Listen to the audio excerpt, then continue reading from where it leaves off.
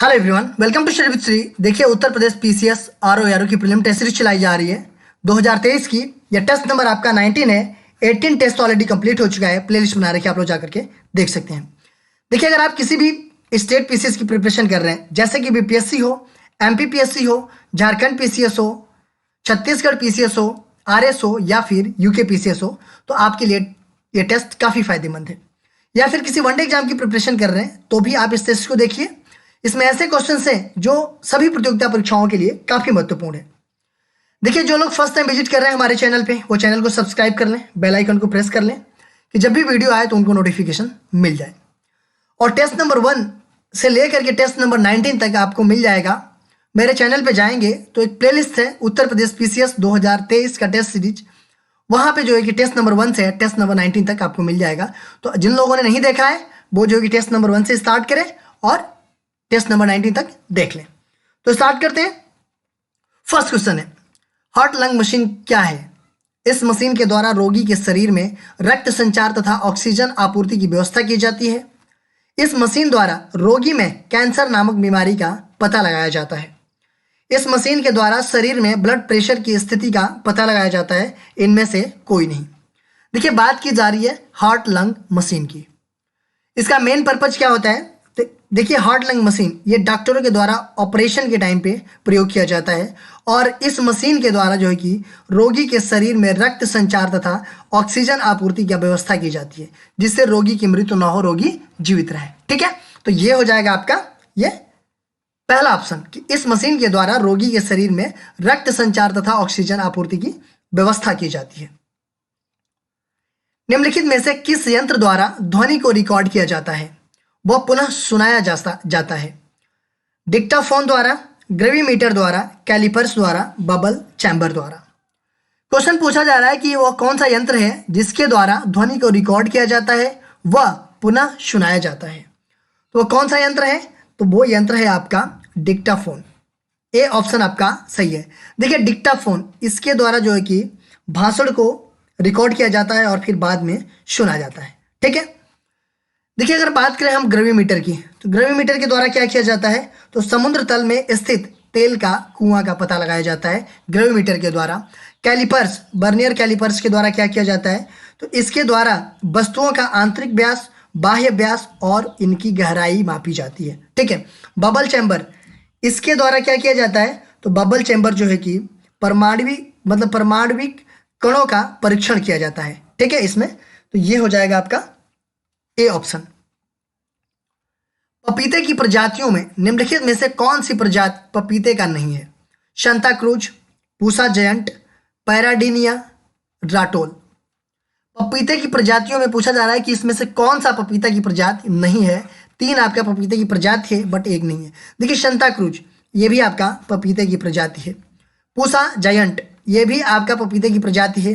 पैराडीनिया ये भी आपका पपीते की प्रजाति है। लेकिन राटोल की हम बात करें तो ये पपीता की प्रजाति नहीं है। तो ये किसकी प्रजाति है? तो ये जो है कि आम की प्रजाति है, जो कि जल्दी पकने वाला ये आम है। ठीक है, राटोल। रोग या उनके कारक का गलत युग्म बताइए। टाइफाइड, साल्मोनेला टाइफी, फोड़ा फुंसी, माइक्रोकोस पायोजेंस, प्लेग, हेमोफिलस पर्टुसिस, पीलिया, लेप्टोस पायरा, इक्टेरो हेमरेज। देखिए, कुछ रोग का नाम दिया गया है और उसके कारक का नाम दिया गया है। इसमें से आपको गलत युग्म बताना है। ठीक है, टाइफाइड रोग का कारक क्या है? तो साल्मोनेला टाइफी है। ठीक है, फोड़ा फुंसी इसका जो है कि क्या कारक है? तो इसका जो है कि कारक है आपका माइक्रोक्रोस पायोजेंस। ठीक है, प्लेग रोग का क्या कारक है? तो प्लेग रोग का कारक है आपका बैसिलस पेस्टिस है। ठीक है, प्लेग रोग का कारक बैसिलस पेस्टिस है। और हीमोफिलस पर्टुसिस ये किसका कारक है? तो ये काली खांसी का कारक है। तो गलत कौन सा है आपका? तो ये सी ऑप्शन। और पीलिया का कारक क्या है? तो लेप्टोस पायरा इक्टेरो हेमरेज। ठीक है, तो ये हो जाएगा आपका सी ऑप्शन। असत्य कथन की पहचान कीजिए। हाइपरग्लाइसीमिया रोग इंसुलिन की कमी के कारण होता है। हाइपोग्लाइसीमिया रोग इंसुलिन की अधिकता के कारण होता है। हाइपोग्लाइसीमिया नामक रोग से पीड़ित व्यक्ति को भूख अधिक लगती है और हाइपोग्लाइसीमिया से पीड़ित व्यक्ति को रक्त में ग्लूकोज का स्तर बढ़ जाता है। देखिए, इसमें पूछा जा रहा है कि असत्य कथन पहचान करना है। ठीक है, तो हाइपरग्लाइसीमिया रोग इंसुलिन की कमी के कारण होता है, बिल्कुल सही है।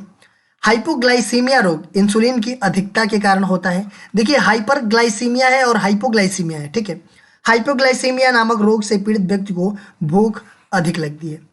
देखिए, हाइपोग्लाइसीमिया से पीड़ित व्यक्ति में रक्त में ग्लूकोज का स्तर बढ़ जाता है। इसमें पूछा जा रहा है असत्य कथन, तो ये तीनों जो है कि सही है, बट गलत कौन सा है? ये डी ऑप्शन।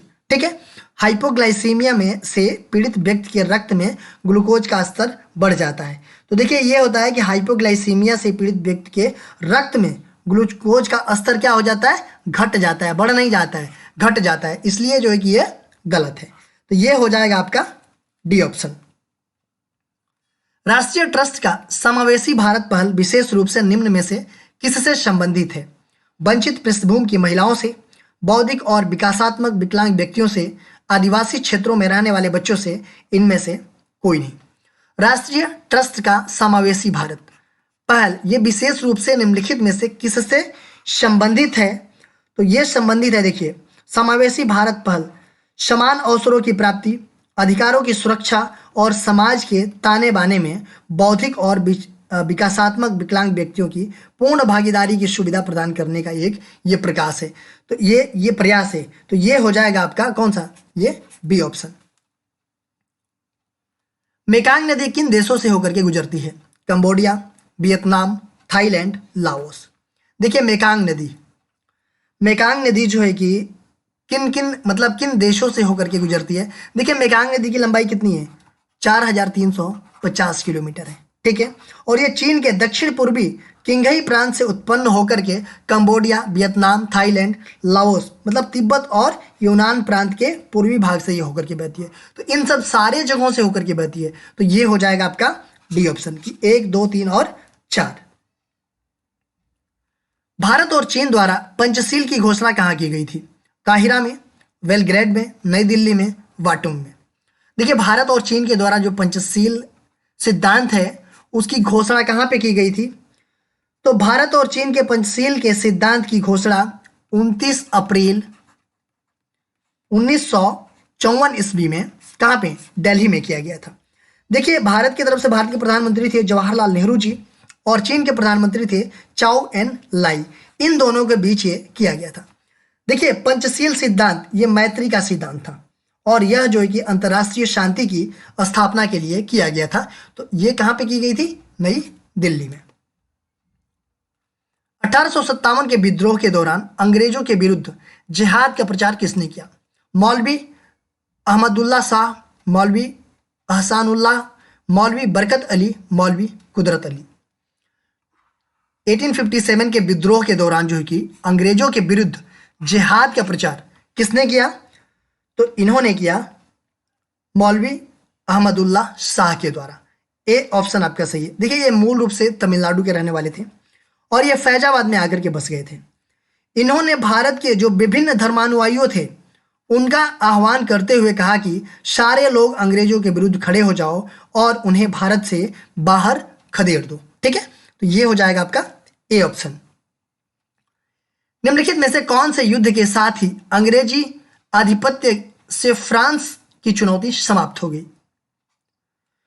वांडीवास, बक्सर, प्लासी, श्रीरंगपट्टनम। पूछा जा रहा है कि निम्नलिखित में से कौन सा युद्ध के साथ जो है कि अंग्रेजी आधिपत्य से फ्रांस की चुनौतियां समाप्त हो गई? तो वो था आपका वांडीवास का युद्ध। ए ऑप्शन आपका सही है। देखिए, 1760 ईस्वी में आयरकुट के नेतृत्व वाली अंग्रेजों ने वांडीवास नामक स्थान पर फ्रांसीसियों को पूरी तरह पराजित किया और पराजित होने के बाद से जो है कि ये फ्रांसीसी कहाँ चले गए? तो ये पांडिचेरी लौट गए। ठीक है, तो ए ऑप्शन आपका सही है। निम्न कथनों पर विचार कीजिए। टेफ्लॉन तथा डेक्रान बहुलक है। नियोप्रीन एक संश्लेषित रबर है। उपयुक्त कथनों में से कौन से कथन सही है? पूछा जा रहा है कि टेफ्लॉन तथा डेक्रान बहुलक है, बिल्कुल सही है।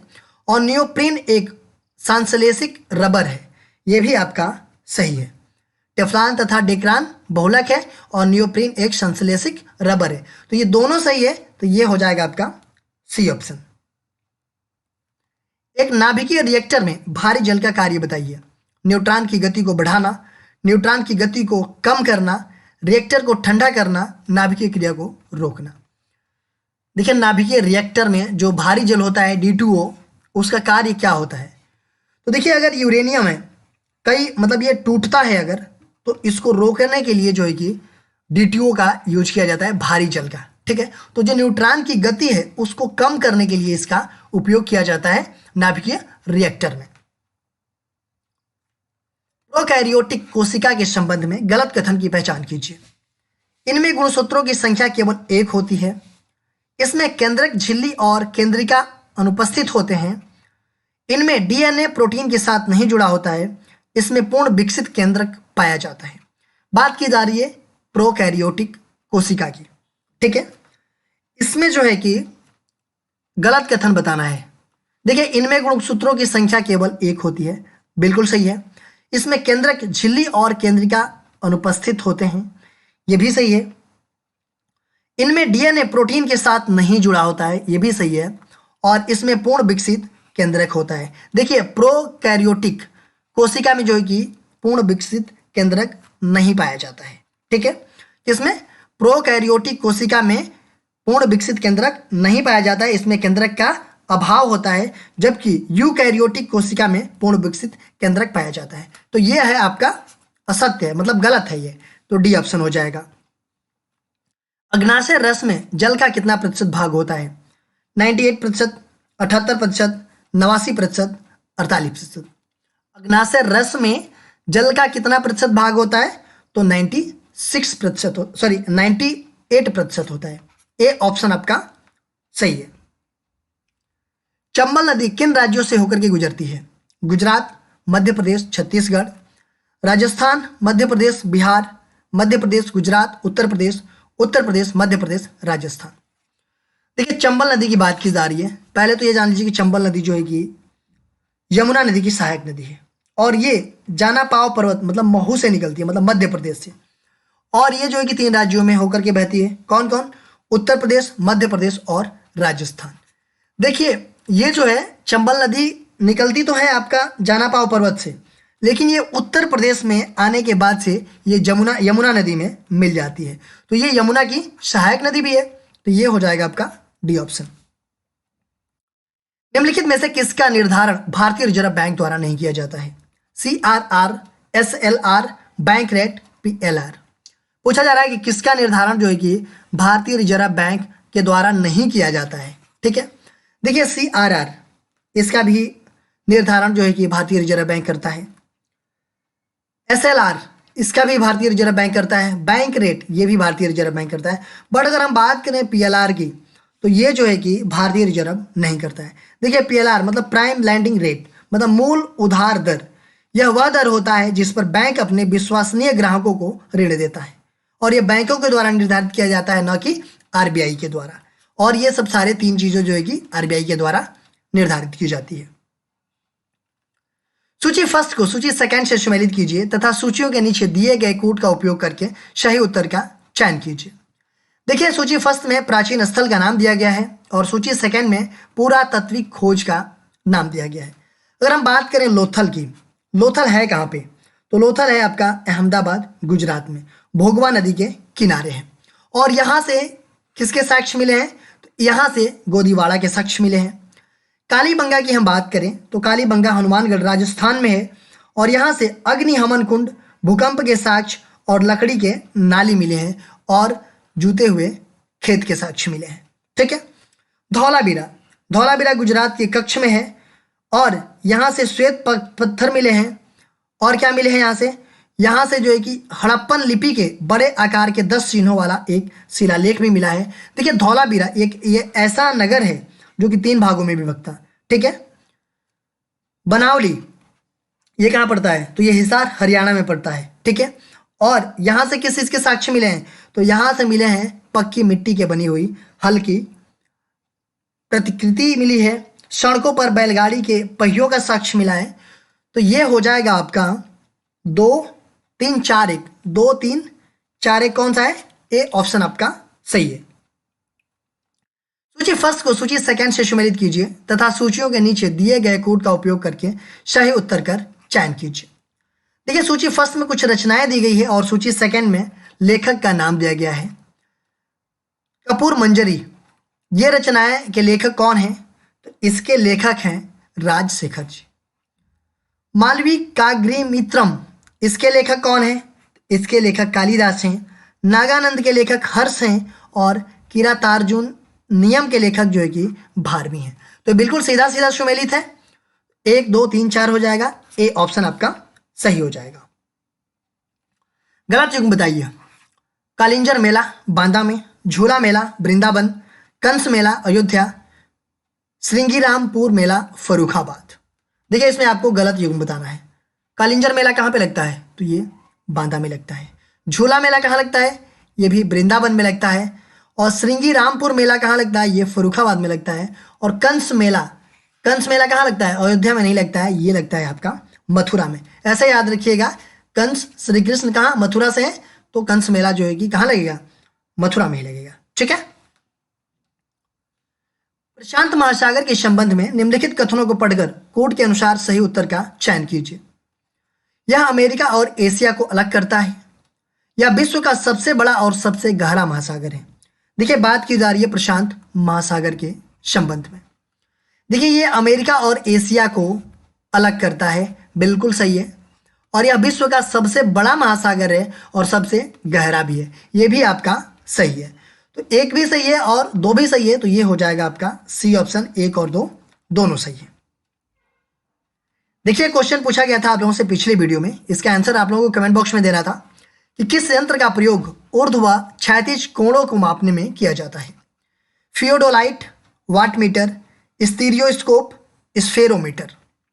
देखिए किस यंत्र का प्रयोग जो है कि ऊर्ध्व व क्षैतिज कोणों को मापने में किया जाता है? तो किसके किया जाता है? तो किया जाता है आपका फियोडोलाइट का। ठीक है, फियोडोलाइट का उपयोग जो है कि ऊर्ध्व व क्षैतिज कोणों को मापने में किया जाता है। वाटमीटर, देखिए इसके द्वारा विद्युत शक्ति मापा जाता है। स्टीरियोस्कोप, इसके द्वारा जो है कि 2 डायमेंशन तस्वीर ली जाती है। और स्फेरोमीटर के द्वारा जो है कि धरातल की वक्रता मापी जाती है।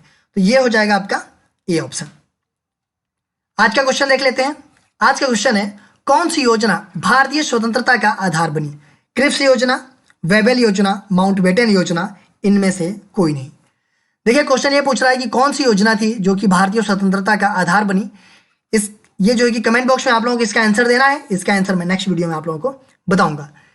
देखिए आप मेरे चैनल को सब्सक्राइब कर लीजिए। सब्सक्राइब करने के बाद बेल आइकन को प्रेस कर लीजिए कि जब भी वीडियो आए तो आपको नोटिफिकेशन मिल जाए। मेरा दूसरा चैनल है श्री जीएस पॉइंट, इसको भी सब्सक्राइब कर लीजिए और बेल आइकन को प्रेस कर लीजिए। स्टडी विद श्री एक मेरा फेसबुक पे पेज है, इसको आप लाइक कर लीजिए।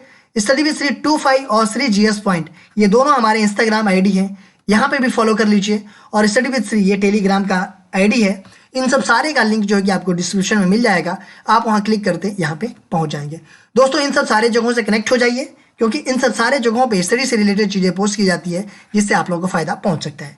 दोस्तों वीडियो अच्छी लगती है तो आप लोग लाइक किया कीजिए, एक अच्छा सा कमेंट्स कर दिया कीजिए, अपने दोस्तों में जरूर शेयर किया कीजिए। अगर वीडियो अच्छी नहीं लगती है तो आप लोग डिसलाइक कर दिया कीजिए और कमेंट बॉक्स में मुझे बताइए डिसलाइक क्यों किया। वीडियो देखने के लिए